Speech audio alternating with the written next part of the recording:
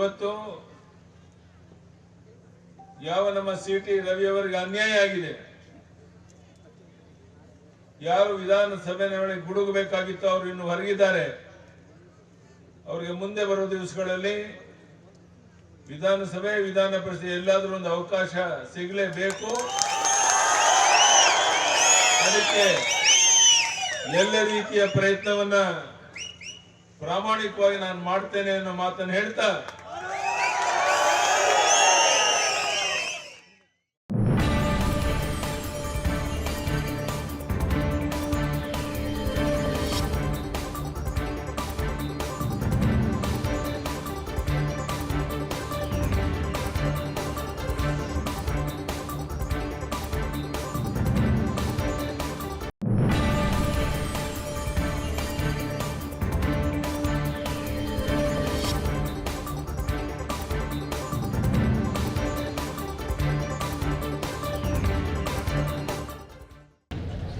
ಅತಿ ಹೆಚ್ಚು ಕೆಲಸ ಮಾಡಿದ ಅವಧಿ 2018ರಿಂದ 23.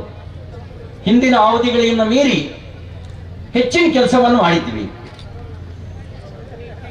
ರಾಷ್ಟ್ರೀಯ ಪ್ರಧಾನ ಕಾರ್ಯದರ್ಶಿ ಆದ ಸಂದರ್ಭದಲ್ಲಿ ಅವತ್ತು ಮುಖ್ಯಮಂತ್ರಿ ಆಗಿದ್ದಂತ ಯಡಿಯೂರಪ್ಪನವ್ರ ಹತ್ರ ನಾವು ಜಿಲ್ಲೆಯ ಶಾಸಕರೆಲ್ಲ ಒಟ್ಟು ಹೋದ್ವಿ. ಕೊರೋನಾ ಸಂಕಷ್ಟದಲ್ಲಿತ್ತು ರಾಜ್ಯ. ಹೊಸ ಯೋಜನೆ ಮಂಜೂರಾತಿ ಕೊಡೋದನ್ನ ನಿಲ್ಲಿಸಿದ್ರು. ಆ ಸಮಯದಲ್ಲಿ ವಿನಂತಿ ಮಾಡಿದ್ವಿ, ನಾನು ಜನರಿಗೆ ಮಾತು ಕೊಟ್ಟಿದ್ದೇವೆ, ನೀವು ನಮ್ಮ ನಾಯಕರು, ನಮ್ಮ ಮಾತು ಉಳಿಸ್ಕೊಡ್ಬೇಕು ಅಂತ ವಿನಂತಿ ಮಾಡಿದ್ವಿ. ಅವರು 1281 ಕೋಟಿ ರೂಪಾಯಿನ ತರೀಕೆರೆ, ಕಡೂರು, ಚಿಕ್ಕಮಗಳೂರು ಭಾಗದ ಕೆರೆ ತುಂಬಿಸಕ್ಕಂತ ಯೋಜನೆಗೆ ಮಂಜೂರಾತಿ ಕೊಟ್ಟು ಕಾಮಗಾರಿಯನ್ನು ಪ್ರಾರಂಭಿಸಿದ್ರು. ಮೊದಲನೇ ಹಂತದ ಕಾಮಗಾರಿ ಪ್ರಾರಂಭ ಆಯಿತು.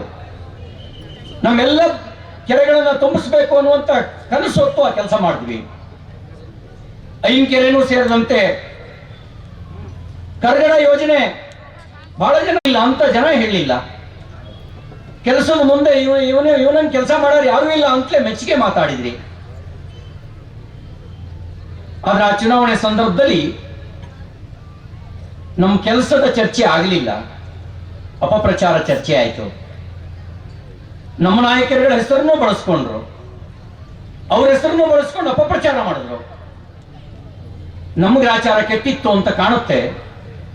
ಜನತಾದಳನು ಅವರಿಗೆ ಸಪೋರ್ಟ್ ಮಾಡಿಬಿಡ್ತು. ಕ್ಯಾಂಡಿಡೇಟ್ ಇದ್ರು, ಅವರು ಅವರಿಗೆ ಸಪೋರ್ಟ್ ಮಾಡಿದ್ರು.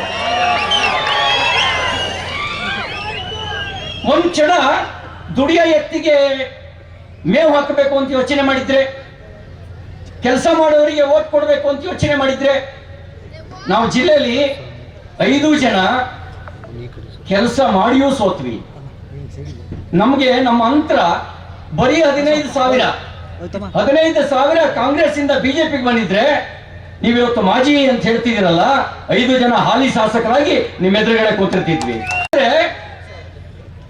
ಒಂದು ಬೂತಿಗೆ 5 ಜನಕ್ಕೆ ಒಂದು ಬೂತಿಗೆ 5 ಓಟ್ ಬದಲಾಗಿದ್ರೆ, ಒಂದು ಬೂತಿಗೆ 5 ಓಟ್ ಹೆಚ್ಚುವರಿಯಾಗಿ ಬಂದಿದ್ರೆ 5 ಜನ ಹಾಲಿ ಶಾಸಕರಾಗಿ ಕೂತಿರ್ತಿದ್ವಿ.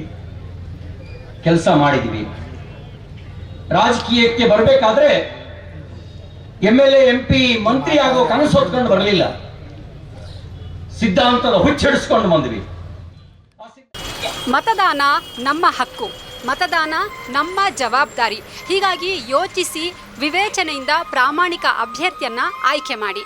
ಇನ್ನಷ್ಟು ಅಪ್ಡೇಟ್ ಸುದ್ದಿಗಾಗಿ ನೋಡ್ತಾ ಇರಿ ಪಬ್ಲಿಕ್ ಇಂಪ್ಯಾಕ್ಟ್. ನಮಸ್ಕಾರ.